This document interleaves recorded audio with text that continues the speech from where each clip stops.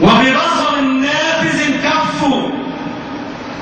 ما كان ابن باز وابن عثيمين والألباني ضعاف علم ولا كانوا عميانا بصيرا، كانوا أكثر علما وأبصرا وأبصر للإسلام وبالمجتمع وبالواقع.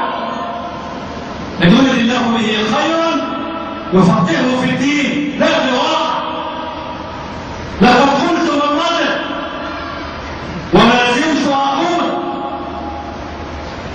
وقد كنت هذا على منبر قريتي.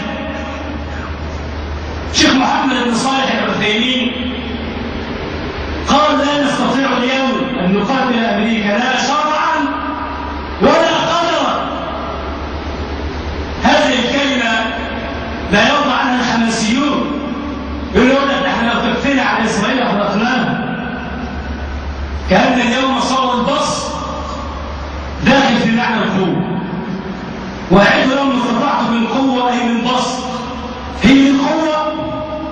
من قال هذا؟ لأننا مليارات. متى علمنا من ديننا أننا نغلب بكثرة العدد؟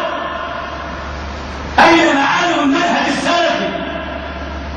أصولنا تهاوت. وقرأت على المنبر أن وزير الخارجية المصري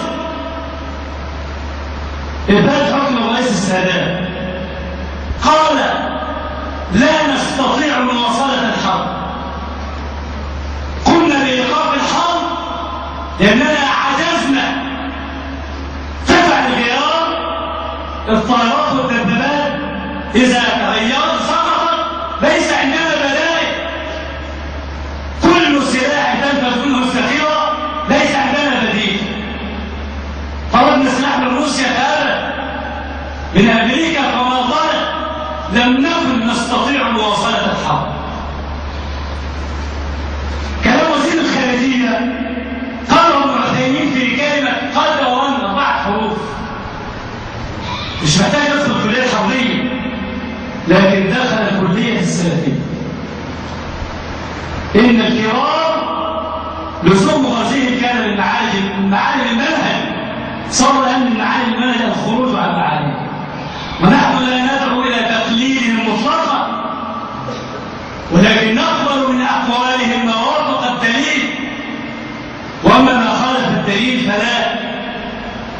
وليس هناك أحد فوق الدليل. هذه لفتات غريبة في زمان غربة، أرجو أن تقع في آذان الغرباء فيضعونها في موضعها، وأما أهل العناد فليس كلامنا معهم. اللهم اغفر لنا.